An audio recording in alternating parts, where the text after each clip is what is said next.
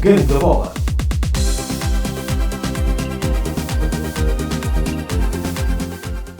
Continuamos esta semana a olhar para o Campeonato Africano das Nações de Futebol, que está a decorrer nos Camarões até ao próximo dia 6 de fevereiro, e já com uma semana depois, com algumas decisões em termos de grupo, ainda que, e o Zeca que está comigo já me vai confirmar isto ou não, ainda que depois fica aqui a indefinição dos terceiros lugares, que eu acho que há terceiros lugares que passam aos oitavos de final. E Cabo Verde está mesmo numa dessas situações, aliás é o único grupo à hora que falamos que já está fechado em termos de contas e à espera de ver como é que ficam os outros grupos. Antes de mais, Zeca, boa tarde. Boa tarde. Uma semana depois, o que é que há a destacar desta CAN? Sendo que já houve alguns episódios caricatos durante esta semana. Sim, boa tarde, Pedro, e naturalmente os ouvintes. A caricato, exatamente, as situações de arbitragem, principalmente de um senhor árbitro, algumas seleções que já se qualificaram, outros estão à espera, o caso do Cabo Verde, que agora está à espera do que se passa nos outros jogos, mas algumas surpresas em termos de exibições, algumas desilusões, e algumas seleções estão a desiludir, mas eu acho que eu gosto mais de concentrar no que é mais positivo, que é, neste caso, as seleções que vieram aqui sem alguma hipótese e estão aqui a dar um bocadinho de cartas. Podem não se qualificar, mas pelo menos ontem já vimos aqui a Etiópia, uma grande exibição, a Etiópia. Vimos o Cabo Verde também, ontem com uma excelente... A Etiópia que está, de qualquer maneira, apesar da boa exibição, está eliminada, não é? Está eliminado. Mas foi triste porque eles até tinham um bom futebol, praticam um bom futebol, futebol aberto, com muita habilidade, eles são jogadores tecnicistas, só que infelizmente eles não têm a experiência nestes andares. E isso é notável agora, quando joga contra as grandes seleções que estão aqui ano após ano, claro. Isso foi visível. Ontem Cabo Verde deu um ar da sua graça, infelizmente, podia ter ganho, teve tantas oportunidades que resolveu o jogo e não conseguiu. Contra os Camarões, só para quem nos está a ouvir e não sabe do que estamos a falar, um jogo exatamente. Que acabou empatado a uma bola, depois até de Cabo Verde ter estado a perder por 1-0. Exatamente. E portanto podia ter ganho. E eu não vi o gol, mas ouvi dizer que foi um bonito golo de Cabo Verde de calcanhar, não foi? Foi um gol à Madjer. Quem conhece aquele lance do Porto em Bayern Munique, aquele jogo, foi precisamente igual. A jogada foi idêntica à do Madjer. O jogador vai à linha, atrasa e ele de calcanhar. Foi um lance à Madjer e pronto. Mas deixa-me já que estamos a falar de Cabo Verde, houve no meio também destes jogos da primeira vitória frente à Etiópia por 1-0, que já tínhamos falado da semana passada, e este empate de ontem com os Camarões, houve também uma derrota com o Burkina Faso. O que é que há a dizer desse jogo? O Burkina Faso de facto justificou? Sim. Pedro, sabe que o futebol para já não há vitórias antecipadas, Morais. não é? Sim, Morais. Também. E as pessoas às vezes falam, mas ele é favorito e tal. Porque não faz naquele jogo até era favorito. A diferença é que os jogadores do Burkina Faso tomaram proveito dos momentos do jogo, souberam aproveitar os certos momentos do jogo, que infelizmente as outras seleções com pouca experiência não conseguiram.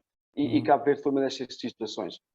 A Burkina Faso tem uma excelente equipa, pratica um futebol muito, muito musculado, pratica um futebol com muita experiência, muito vertical, sabem gerir os momentos do jogo, sabem fazer a gestão, enfim, do guarda-redes ao meio campo, tem uma equipa muito bem organizada e, portanto, quando chegam os momentos do jogo, eles têm essa habilidade de decidir. E foi o que aconteceu neste jogo.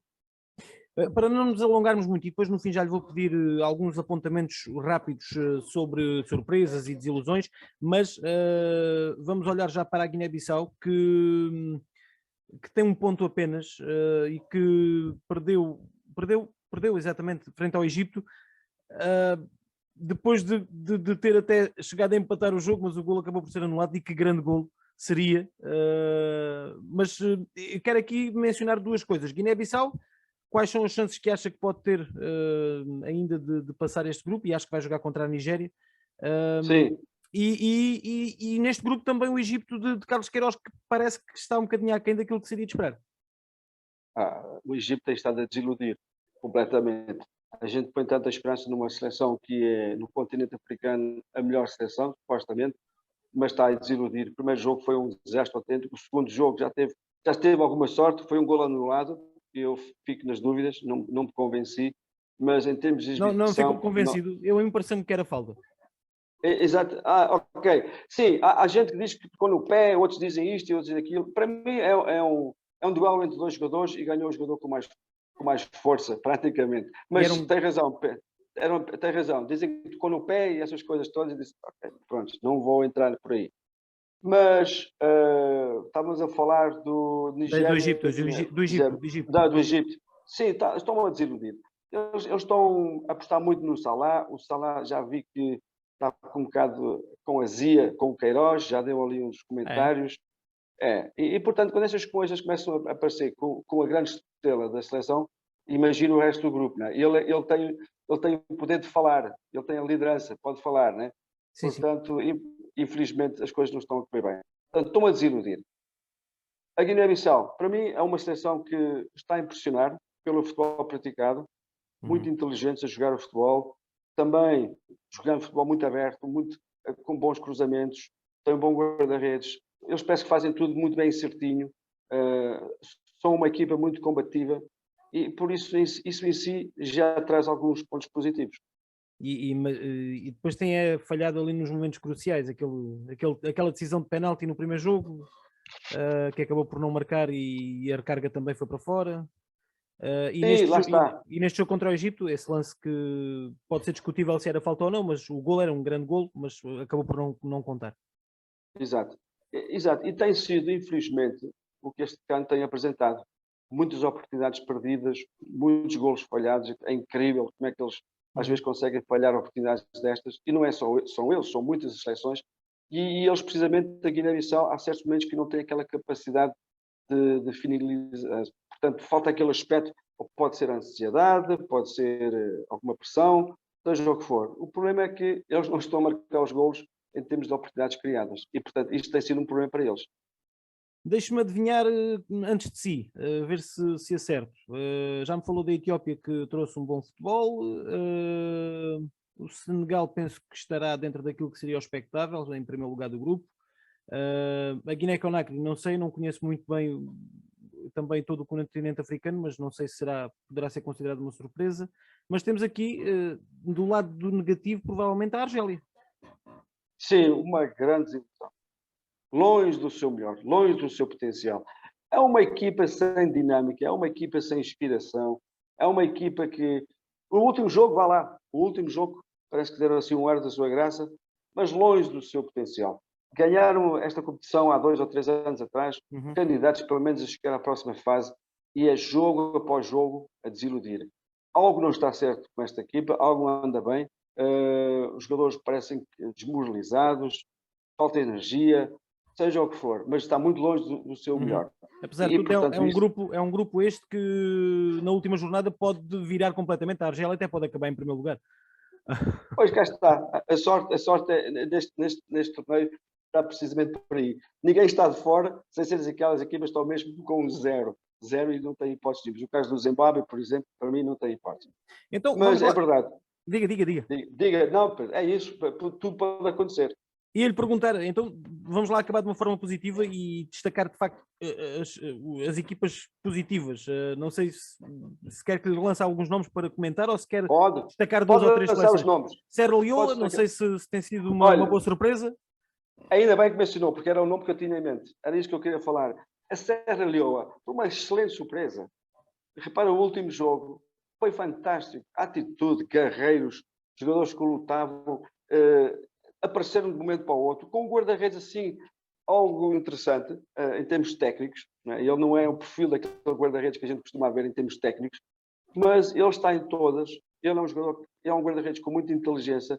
Ele faz de central, é impressionante. É um jogador... Eu acho que lia qualquer coisa hoje, não sei se era sobre a Serra Leoa, se calhar até estou enganado, mas acho que é uma seleção em que só 2 dos jogadores é que nasceram mesmo na Serra Leoa.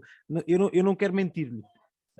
Mas é verdade, Pedro. Praticamente 90%, as pessoas ainda hoje eu estava a fazer um comentário deste. Esta competição africana tem 99% dos jogadores que não nasceram em África. E a Serra Leoa é um desses países. Jogam na França, em clubes da segunda divisão e terceira divisão. Portanto, não, por acaso não era a Serra Leoa, era as Ilhas Comoros. Sim, as Ilhas Comores também é outra seleção, exatamente. Tem esse aspecto. Jogadores que não nasceram, praticamente, provavelmente nem sabem onde é As os ilhas. Comores. Exatamente. Mas pronto, estão ali, estão a fazer um bom papel, interessante. A Serra Leoa, para mim, no último jogo, fascinou-me, foi um jogo muito interessante. E, portanto, aí eu acho que para mim é uma equipa que eu gosto de outsiders, eu gosto de underdogs. Não é? E a Serra Leoa, como eu lhe disse há pouco, faz parte do grupo da Argélia e neste momento qualquer um delas, de Costa de Marfim, Guiné Equatorial, Serra Leoa ou Argélia, todos eles podem neste momento passar o grupo e ir aos oitavos de final. Exato. E a Serra Leoa, como não tem nada a perder, eles vão entrar no próximo jogo sem pressão nenhuma. Eles vão entrar para se divertir, praticamente para se divertir, né? Portanto, vai ser um jogo muito interessante. Vai ser contra a Guiné Equatorial. Se calhar até é um jogo acessível. Sim. Muito bem. Zeca, para a semana marcamos encontro novamente para falarmos já dos oitavos de final, se calhar. Marcamos, está marcado, Pedro. Esperemos que com Cabo Verde e Guiné-Bissau também presentes. E já agora, porque não, com o Egito, já que temos lá um português também à frente da seleção. Exatamente, Pedro. Pronto, fica combinado. Um grande abraço. Muito obrigado e bom trabalho. Continuação aí de boa visualização dos jogos.